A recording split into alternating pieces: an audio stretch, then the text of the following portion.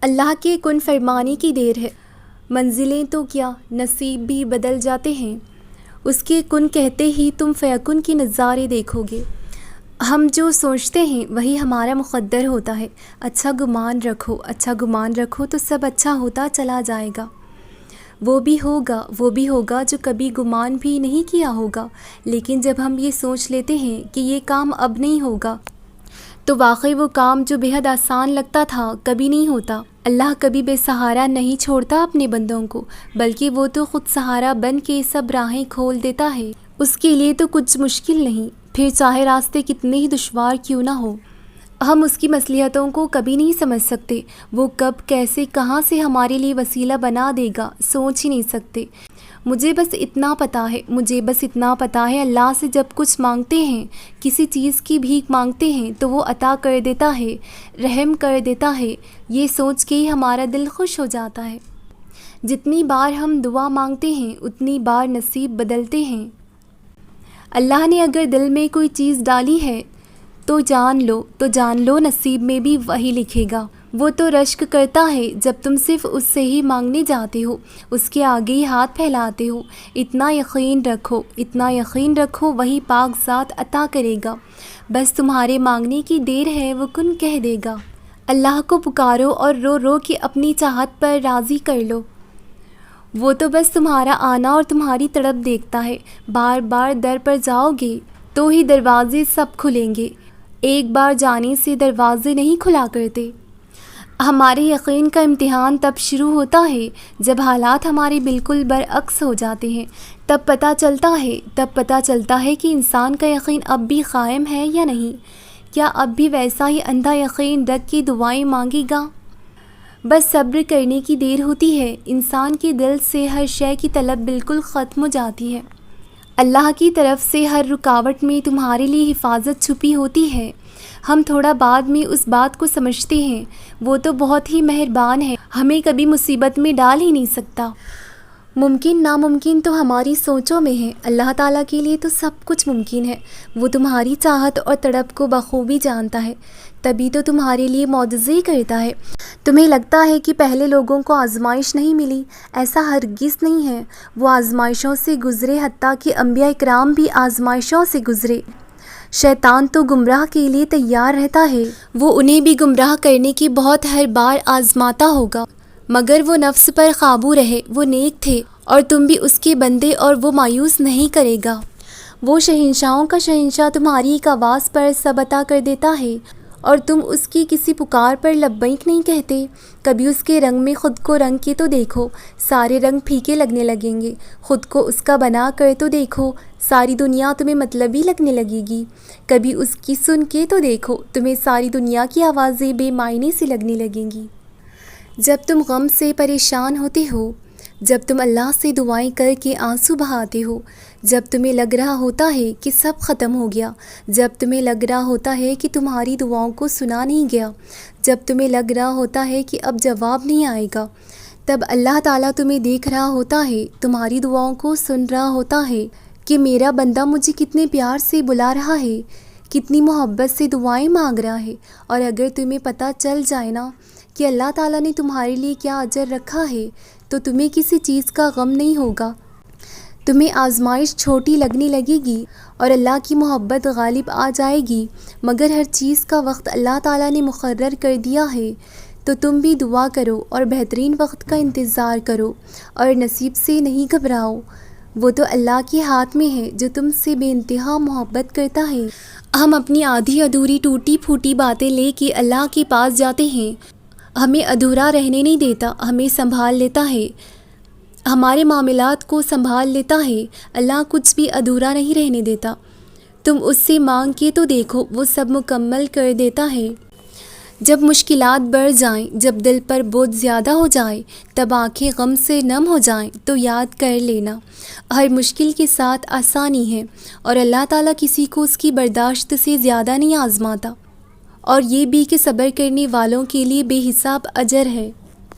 تم توکل کرو، اس کی رضا کے آگے سر جھکا دو، اس سے دعا کرنا نہ چھوڑو، کہ دعا بھی تو اللہ کی رضا سے ہوتی ہے، مگر حالات کے شکوے نہ کرو، وہ اللہ ہے، وہ اللہ سب دیکھ رہا ہے، سن رہا ہے، جانتا ہے، اور یقین مانو وہ بہترین وقت پر سب ٹھیک کر دے گا۔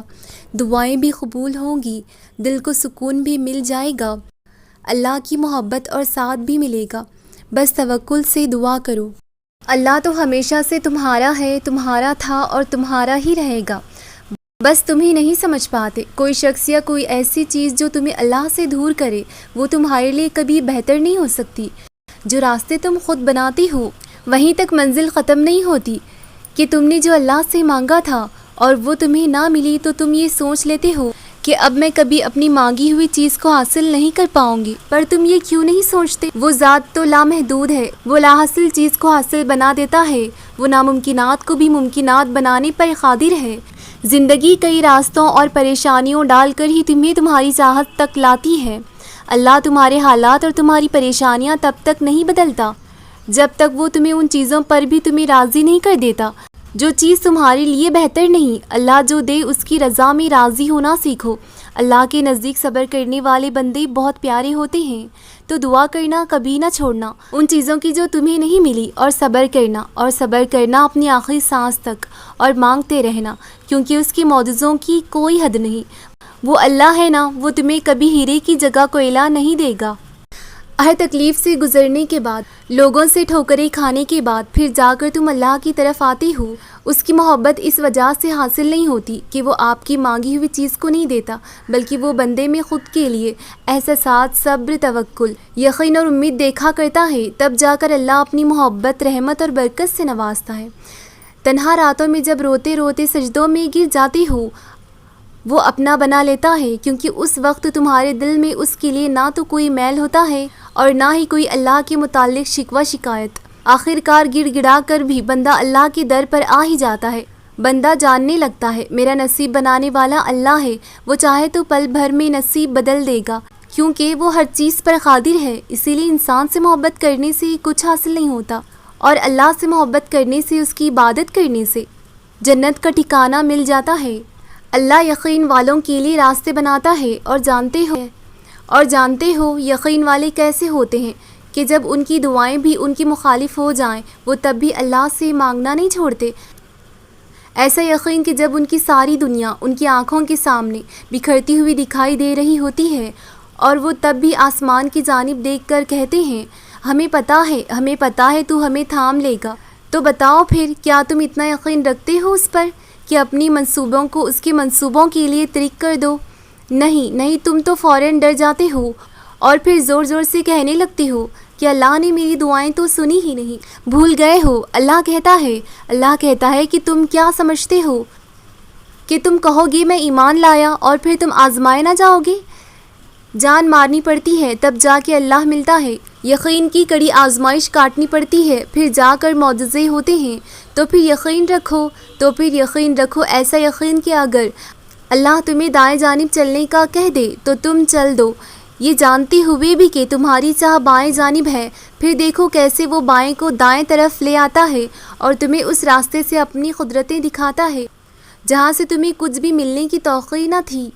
دعائیں ناممکن چیزوں کے لیے ہی ہوتی ہیں، ایسی چیزیں جو تمہاری پہنچ سے باہر ہیں، ایسی چیزیں جو تمہارے مقدر نے تم سے چھین لی ہیں، ایسی چیزیں جن کے ملنے کی تمہیں کہیں سے بھی امید نہیں، ایسی چیزیں جن کے ہونے کا تم خواب میں بھی تصور نہیں کر سکتے، ایسی چیزیں جن کے مخالف ساری کائنات آ کر کھڑی ہو جائے، ایسی چیزیں جو تمہاری تخلیق میں بھی نہ سمائی، ایسی چیزیں جنہیں ماننے سے تمہاری عقل انکار کر دے، ایسی چیزیں جن کے رونما ہونے کا تمہیں احساس تک نہ ہو، ایسی چیزیں جن کو دیکھ کر تمہاری عقل دنگ رہ جائے، ایسی چیزیں جنہیں نہ کبھی کسی نے دیکھا ہو اور نہ سنا ہو، ایسی چیزیں جن کے تذکرے سے الفاظ بھی گھبرائیں، ایسی چیزیں جو تم سوچتے ہو کہ کبھی حقیقت نہیں بن سکتی۔